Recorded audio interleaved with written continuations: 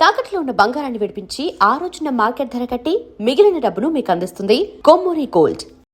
ఇంకో ప్రాబ్లం ఏంటి, ఇప్పుడు మీరు అంతకుముందు కన్వెన్షనల్ సిస్టమ్స్ ఏదైతే అనుకుంటున్నారో అది ఇప్పుడు ఏ మూలన డిస్టర్బ్ అయిపోతుంది. ఎందుకు డిస్టర్బ్ అవుతుంది?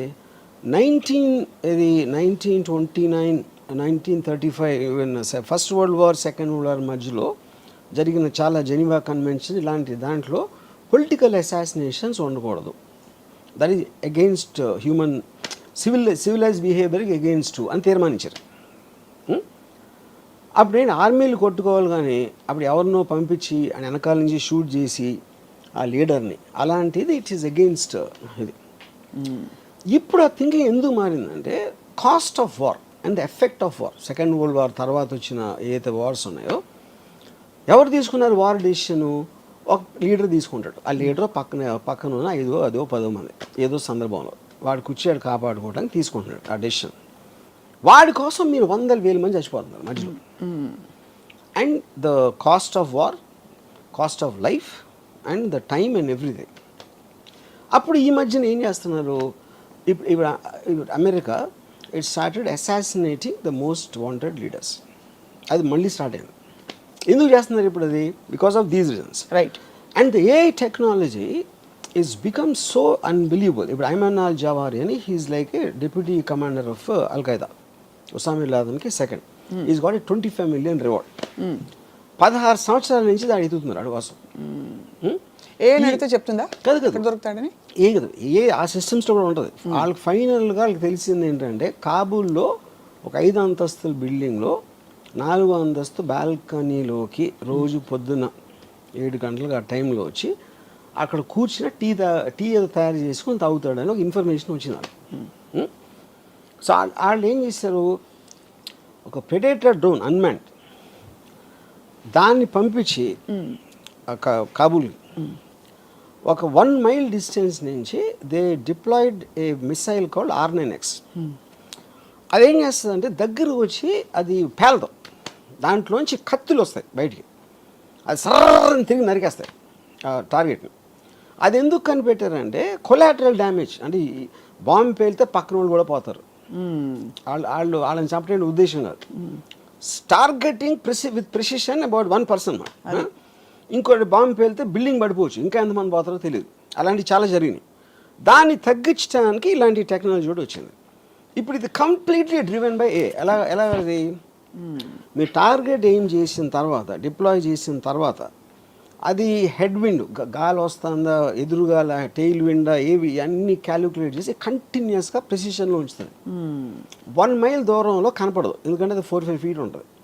1 mile అక్కడి నుంచి స్టార్ట్ అయ్యి ఈ దగ్గర రావడానికి 4 secondsలో వస్తుంది. Because travels at Mach 10 speed. మీకు సౌండ్ కూడా వినిపించదు. సో అక్కడ అప్పుడు ఏమవుతుంది, ఈడొక్కడ పోయాడు. మీరు ఇది లేకుండా చేయాలంటే ఒక పెద్ద ప్లటూని పంపి చాలా విరోచితంగా లోపల వాళ్ళకి తెలిసిపోయి వాళ్ళు షూట్ చేసి వీళ్ళు షూట్ చేసి ఎంతమంది పోతారో ఆడు తప్పించుకుంటాడా లేదా తెలియదు. Same thing they applied. ఇప్పుడు ఇది మన రాకెట్ సైంటిస్ట్ ఉన్నాడు, మన న్యూక్లియర్ సైంటిస్ట్ ఇరాన్, ఆడిని ఆ పర్టిక్యులర్ దాంట్లో వచ్చి ఆడి దగ్గర కొట్టి అది లేచిన తర్వాత ఒక ఏమంటుందని లాన్లోంచి ఒక రోబోటిక్ థింగ్ చేసి మెషిన్ గన్తో కలిసింది. అండ్ మనుషులే లేరు అక్కడ, everything is done by machines control by air. అప్పుడు చాలామంది ఆలోచించింది ఏంటంటే, సెకండ్ వరల్డ్ వార్ ఎందుకు వచ్చింది అసలు? హిట్లర్ని చంపటం వచ్చింది. హిట్లర్ అని కూడా స్టార్ట్ చేశాడు. అవును, సెకండ్ వార్ ఎండ్ అయిపోవాలంటే హిట్లర్ చచ్చిపోవాలి. కానీ హిట్లర్కి మనకి మధ్యన, అది మనకంటే అమెరికన్ ఫోర్సెస్కి ఒక 1000 మంది ఉన్నారు, ట్యాంకులు గీంకులు అన్నీ చేసుకొని. వాడి దగ్గరికి రీచ్ అవ్వటానికి అయింది వార్. ఇప్పుడు ఆడికి వాషింగ్టన్లో కూర్చున్నాడు, ఒక బటన్ నొక్కితే ఈ డ్రోన్ గీనో వచ్చి సపక్కని లేపేస్తే ఇంకా సెకండ్ వార్ ఎట్లా ఉంటుంది? అవును, కరెక్ట్. ఇప్పుడు రేపు పొద్దున మనకి ఇంకో కంట్రీకి వార్ వచ్చింది సపోజ్.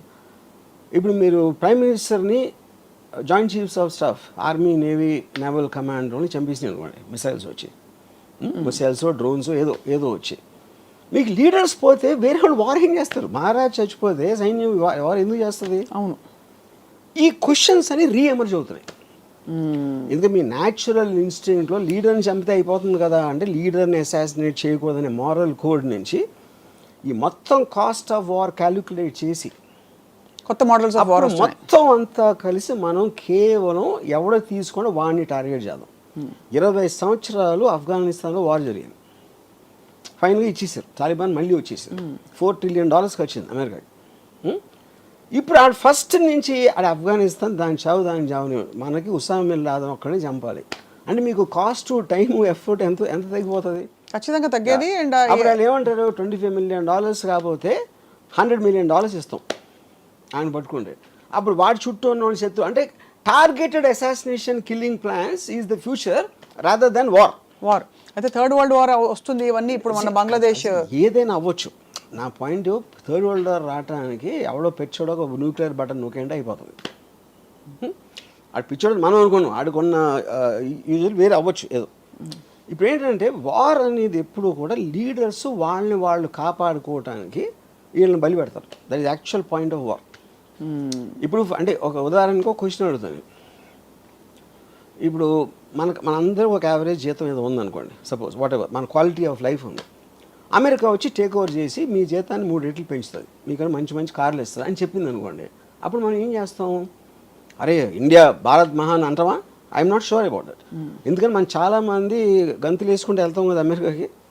అమెరికాకి ఇక్కడ రాకుండా ఉండి అమెరికా ఇస్ బెటర్ అని మీరు అమెరికా పాలనలో మీరు ఉన్నప్పుడు ఇక్కడ అమెరికా పాలన ఉంటే మీ ప్రాబ్లం ఏంటి? అది కేవలం మన ఈగో అని మన ప్రోగ్రామ్ చేసిన విషయం అది, యూనో. సో అప్పుడు దాన్ని బట్టి ఉన్న తీరులో నేను చెప్తున్నాను ఇప్పుడు. సో బేసిక్గా ఎవడైతే పైన ఉన్నాడో వాడిని కాపాడుకోవడానికి వార్ వస్తుంది. అది నా ఫండమెంటల్ థింగ్. ఏఐ వస్తే ఇప్పుడు పాకిస్తాన్ ఇండియాకి వస్తే సప్న రాము వాళ్ళు తీసుకోలేదు కదా విషయం. అది మన పక్కింటి వాళ్ళు తీసుకో, ఎదురింటి వాళ్ళు తీసుకో, మనకి తెలుసు ఎవరు తీసుకున్నారు? ఢిల్లీలో ఉన్న 10 మంది తీసుకున్నారు. అవును. మన దేశాన్ని తీసుకెళ్ళిపోతున్నారని మనలో ఒక ఇది చేసి. కానీ ఆ దేశం బెటర్ అవుతే అప్పుడు ఎందుకు వార్ చేస్తారు మీరు?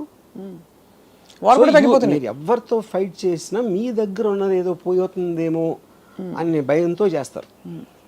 లేకపోతే అవతలని ఆక్రమించేసుకుని మనం దొబ్బేద్దాం అని దాంతో చూస్తారు. ఈ రెండే ఉంటాయి. కాన్ఫ్లిక్ట్ అనేది అక్కడే ఉండేది.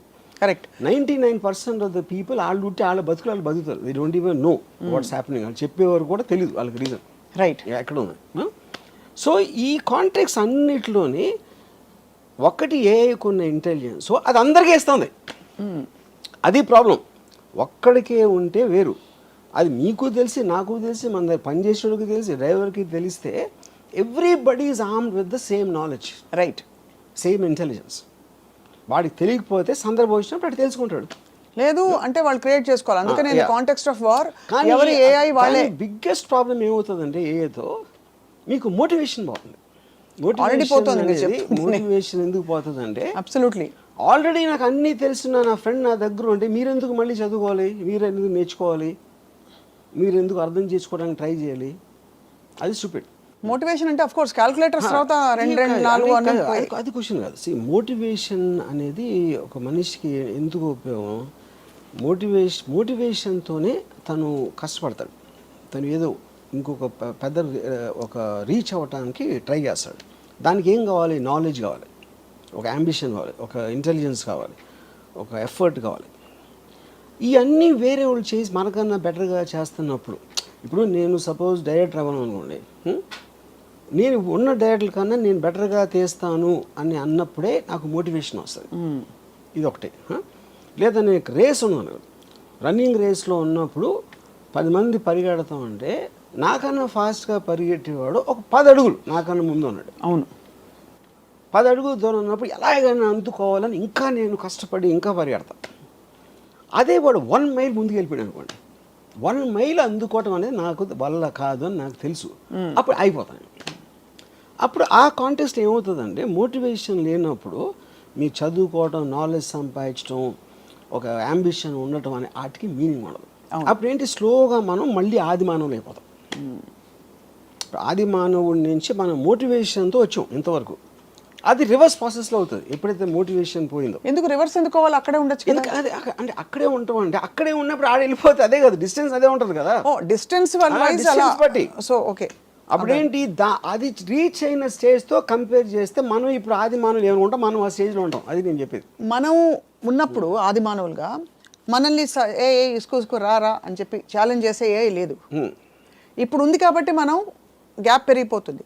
అప్పుడు ఏమీ లేదు కదా. అప్పుడు పాయింట్ ఆఫ్ రెఫరెన్స్ ఏఐకి మనం ఇర్రిలవెంట్, మనం ఉన్నా లేకపోయినా అది సెన్షియంట్ అయినప్పుడు వీ బికమ్ ఇర్రిలవెంట్. మనకి ఏ sir irrelevant. Correct. But I'm saying for us to evolve from real ఆదిమానవ time to now, what was our motivation? గుర్రపు స్వారీలు చేసినప్పుడు గుర్రాలు ఇంపార్టెంట్, కార్లు వచ్చినప్పుడు గుర్రాలు ఎందుకు ఇంపార్టెంట్ అవుతాయి? కరెక్ట్. అది ఎగ్జాక్ట్లీ ద ప్రాసెస్. అసలు గుర్రాలని వాడచ్చు అనే అవసరం ఉంది కాబట్టి గుర్రాలని వాడడం మొదలుపెట్టి గుర్రపు స్వారీ అని ఒక తయారైంది. వెన్ వీ వర్ ఆదిమానవ్స్ we didn't have any point of reference. ఒక బ్లాంక్ క్యాన్వాస్ మీద మనం చేసుకుంటూ పోయి ఇంత డివాల్వ్ అయ్యాం. ఇప్పుడు ఏంటి, మనకు పాయింట్ ఆఫ్ రెఫరెన్స్ మనం తరుముతున్న ఒక కాలం ఉంది కాల్డ్ ఏఐ. సో దాని రెఫరెన్స్ తో మన అసలు పట్టించుకోవట్లేదు. అదే దట్స్ ఎ డిఫరెన్స్ అంటున్నా. యా, బట్ మనం తరం పడుతున్నాం because we want to catch up at least as a respiration. తరం పడతాం, మనం వెనక పడతాను. తరం పట్ల అది వెనకాల వస్తూ ఉంటే తరం పట్టం. అది మిమ్మల్ని పట్టించుకోవడం ముందుకు వెళ్ళిపోతే మనం అప్పుడు వెనక పట్టం. Point noted sir. My whole point is అప్పుడు అబ్సల్యూట్ ఎవల్యూషన్, ఇప్పుడు relative. Everything is relative, any time is relative. ఇప్పుడు గుర్ర స్వారీ ఎందుకు వచ్చింది? ఆడికి ఐడియా వచ్చింది, అరే మనం ఒకటి నడుస్తున్నాం, దాన్ని ఏదో చేసి దానికి జానబెట్టు ఏదో చేసి దానికి ట్రైనింగ్ ఇచ్చి గుర్రం ఎక్కితే మనం నడవాల్సిన అవసరం ఉండదు, ఫాస్ట్గా వెళ్ళొచ్చు. That is what the motivation of understanding. But that was a natural need. Everything is natural need including a. ఇప్పుడు ఏ కూడా మనం ఇంతవరకు తీసుకోవచ్చు, ఇప్పుడు మన పెరిగి దాటి వెళ్ళిపోయింది అది. Correct. That is a point.